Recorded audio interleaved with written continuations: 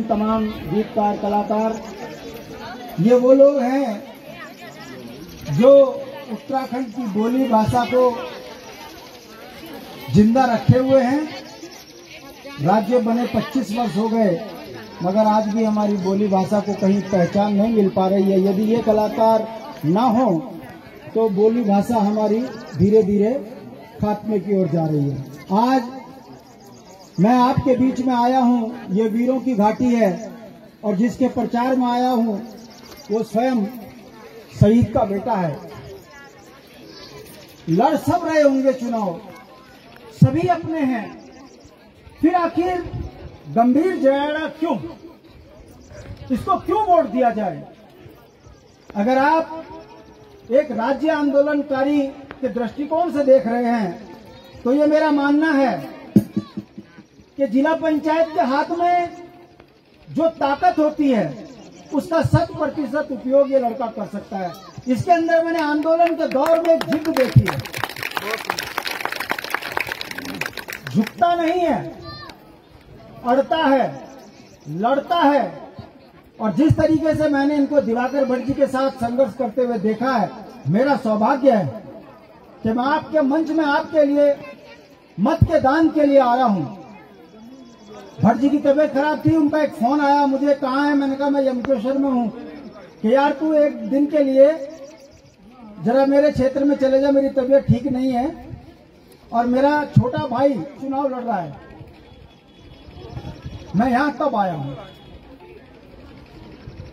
बहुत सी बातें हैं कहने के लिए। अभी भाई ने कहा कि चुनाव में वो लोग नहीं लड़ सकते जिनकी 2 जगह वोटर आईडी है। अब आप देख लीजिए लोकतंत्र में हम किस ओर जा चुके हैं। जो देहरादून में भी चुनाव लड़े वो यहां भी चुनाव लड़ रहे हैं। जिन्होंने देहरादून में मत किया है वो यहां भी मत कर रहे हैं। आप सोचिए, सुप्रीम कोर्ट और हाई कोर्ट से बड़ा कोई नहीं है।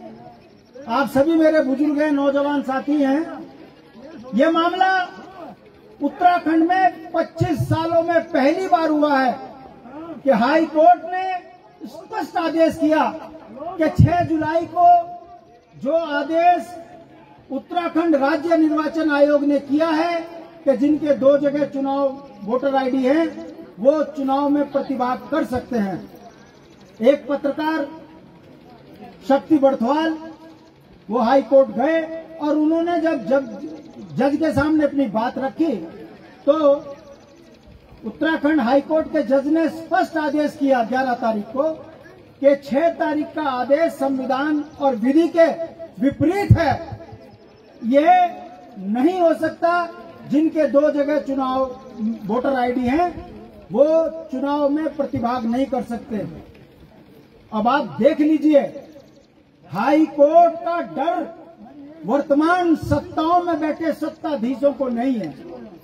ये मैं आपके सामने इसलिए कह रहा हूं कि यदि ऐसे ही हौसले बढ़ते रहे, सवाल गंभीर का चुनाव का नहीं है, सवाल आपके राज्य को बचाने का है, आपके बच्चों के अधिकारों को संपन्न कराने का है।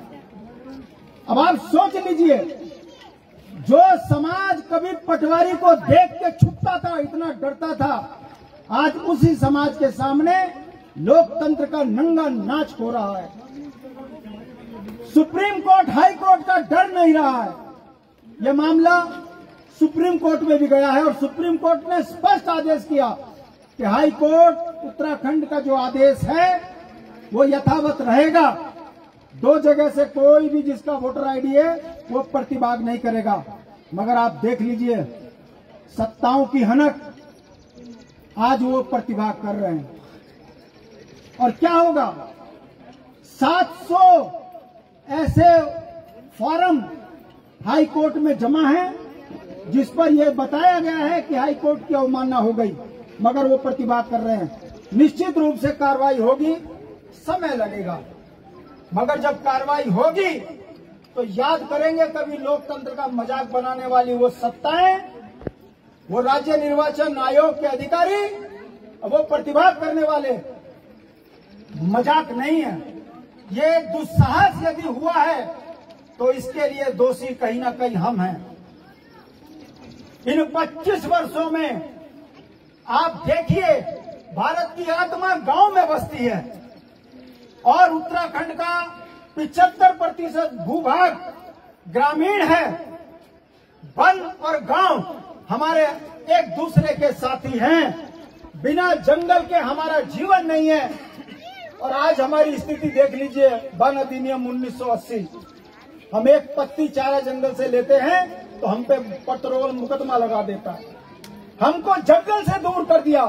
तो आज उसका परिणाम यह है कि हम गांव में अपने संसाधनों में जीना हमारे लिए मुश्किल हो चुका है। कौन दोषी है? अगर आप इसके मूल में जाओगे तो वही सत्ताधीश दोषी हैं जिन्होंने हमको अपने गांव से दूर किया है। अरे भैया, मकान बनाना लकड़ी चाहिए, लकड़ी हमें मिल नहीं सकती। जंगल से चारा पत्ती निकाल नहीं सकते। अब घर में गुणी बांदर थप्पड़ मार के खाना छीन रहे हमारा। ये विकास हमारा हुआ है। नौकरियां सरेआम बिक रही हैं, मूल निवास खत्म हो चुका है। और नौजवान बच्चा, अब आप बताइए, प्राथमिक विद्यालय में टीचर नहीं होगा तो वो बच्चा पढ़ेगा कैसे? किसी तरीके से उसने हाई स्कूल कर ली और उसका कंपटीशन किससे किया जा रहा है? नौकरी लुस्तु बराबर के लिए, और कंपटीशन दिल्ली वाले लड़के के साथ हो रहा है। तो बताइए, हमारा बच्चा कभी नौकरी पा पाएगा?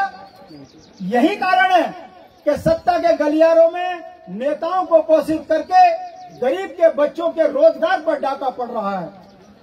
इसको रोकने की जरूरत है। रुकेगा तभी जब आपकी क्षेत्रीय सरकार बनेगी। और क्षेत्रीय सरकार बनेगी तो कोई रॉकेट साइंस नहीं है कि हम कोई बॉम्ब पलट देंगे, मगर नीतियां बनेंगी, गांव की उदासी दूर हो। मेरी माँ भी केवल इसलिए रोई कि रोजी रोटी के लिए पिता को बाहर जाना पड़ा, तो मेरी बहन, नौजवान बहन भी इस बात के लिए रो रही है कि उसका भी पति बाहर जा रहा है। हमारे यहाँ 30 त्योहारों में आंसू गिरते हैं क्योंकि घर में बच्चे नहीं होते, नौकरियों में निकले हैं।